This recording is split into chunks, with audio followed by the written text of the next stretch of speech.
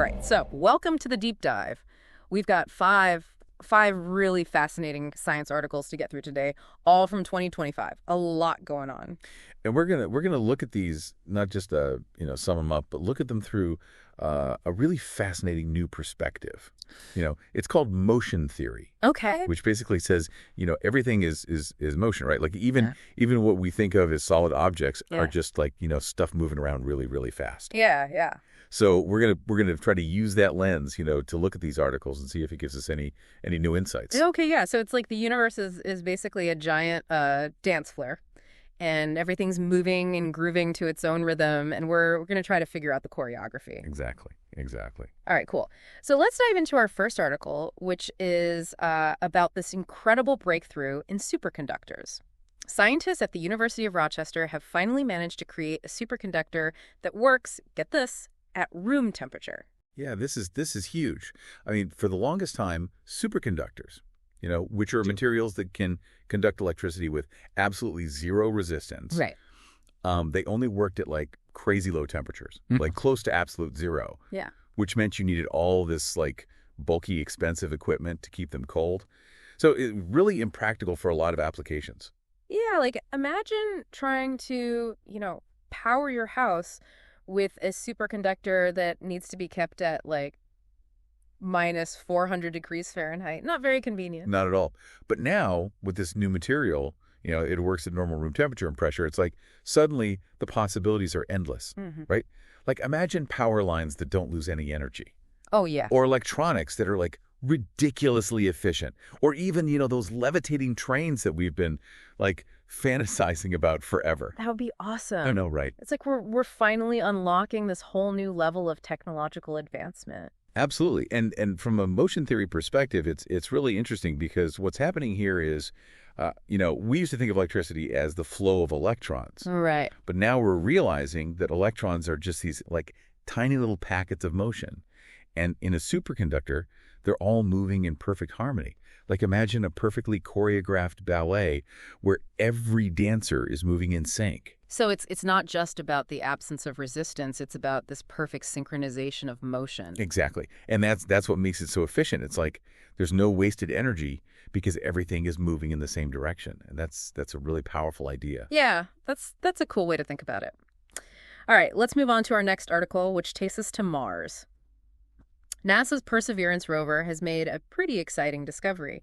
It's found complex organic molecules on the red planet. Oh yeah, this is big news.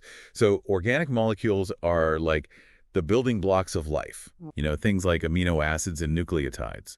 And finding them on Mars, it doesn't necessarily mean that there's life there now, but it means that the conditions for life could have existed in the past. So it's like we're finding the ingredients for life, but not the finished dish yet. Exactly. It's like finding a cookbook on Mars. Yeah. It doesn't mean that someone's cooking up a feast, but it means that the potential is there. Okay, so how does motion theory play into this? Well, according to motion theory, life is just a highly organized form of motion. Oh. It's like these complex molecules are these tiny little machines that are constantly moving and interacting with each other in very specific ways. So life is kind of like a really intricate dance. Yeah, that's a great way to put it. And the fact that we're finding these molecules on Mars means that the basic building blocks of motion were there. The potential for life to emerge was there. That's fascinating. All right, let's move on to something a little bit bigger. The ITER project, which is this international effort to build a fusion reactor, has finally achieved a net energy gain, which means that they've managed to produce more energy from the fusion reaction than they put in. Yeah, this is a major milestone. Fusion power has been like the holy grail of energy for decades because it's potentially like the cleanest, most abundant source of energy that we know of, but it's also been incredibly difficult to achieve. Yeah, it's like trying to recreate the power of the sun in a bottle. Exactly.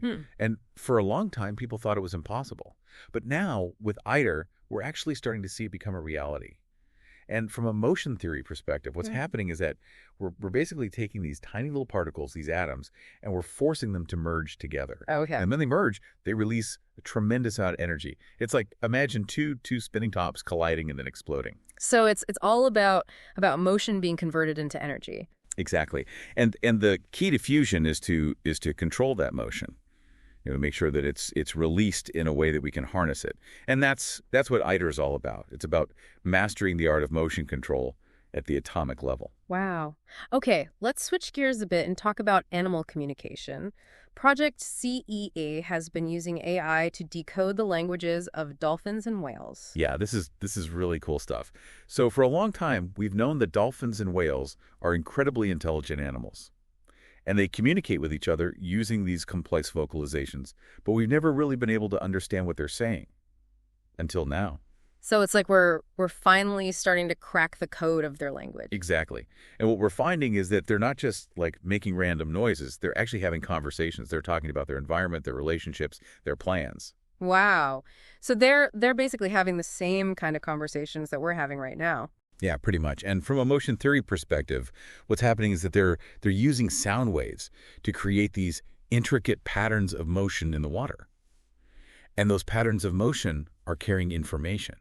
So it's like communication is just another form of motion. Yeah, that's a good way to think about it. Yeah. And what's really amazing is that we're able to decode those patterns of motion and understand what they mean. Yeah. It's like we're finally able to tap into this whole other world of communication. That's incredible. All right, let's wrap up with one last article, which is about quantum computers.